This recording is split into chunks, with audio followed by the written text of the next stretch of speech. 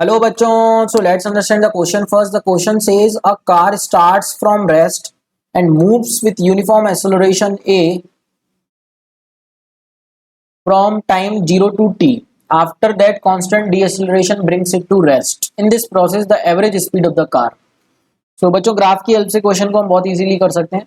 यहाँ पर हम इसका वीटी ग्राफ बनाते हैं। ठीक है बच्चों, तो हमको दे रखा है कि कार ने रेस्ट से स्टार्ट किया, यूनिफॉर्म एक्सेलरेशन ए। तो बच्चों वीटी ग्राफ की स्लोप क्या देती है? एक्सेलरेशन। तो कांस्टेंट एक्सेलरेशन है, मतलब स्ट्रेट लाइन मिलेगा क्योंकि उसकी स्लोप कांस्टेंट दे रखी है ए।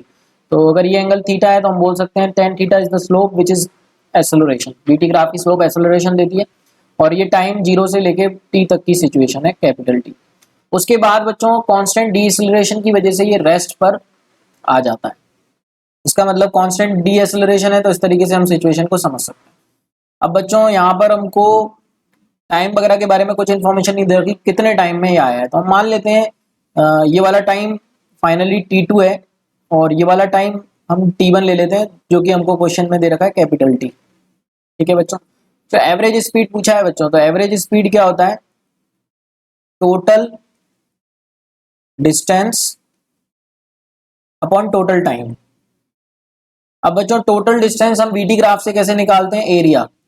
तो ये जो टोटल एरिया होगा बच्चों, ये हमको टोटल डिस्टेंस देगा। और टोटल टाइम हम कितना लिख सकते हैं? यहाँ पे हम देख सकते हैं टोटल टाइम हमने t2 ऑलरेडी मान लिया है। तो बच्चों ग्राफ का एरिया कितना होगा? ये ग्राफ ट्राइंगल हम देख सकते हैं, ट्राइंगल का एरिया होता है हाफ बेस इंटू हाइट। तो इसका एरिया लिख सकते हैं हाफ बेस। बच्चों बेस कितना लिख सकते हैं? हम देख सकते हैं यहाँ से यहाँ तक t2 डिस्टेंस दिख रही है, तो t2 लिख सकते हैं। और हाइट हम ट्राइंगल की कितनी मान लेते हैं? अगर ये स्पीड v है, v0 मान लेते हैं इसको, तो हाइट हम देख सकते हैं ट्राइंगल की v0, तो v0 डिवाइडेड बाय t2। सो बच्चों t2 से t2 कट जाएगा तो ये आ जाएगा v0 बाय 2। अब v0 क्या है बच्चों? स्पीड जो उसने अचीव करी मैक्सिमम। तो कितनी स्पीड अचीव करेगा बच्चों t टाइम में? तो लिख सकते हैं v equals to u plus at से। सिंपल, इनिशियल स्पीड तो 0 है तो फाइनल स्पीड v0 और एक्सेलरेशन a दे रखा है टाइम t में। तो बच्चों v0 की वैल्यू आ गई 80 upon 2। So third option is the correct answer बच्चों। I hope you got the answer. Thank you so much and all the very best.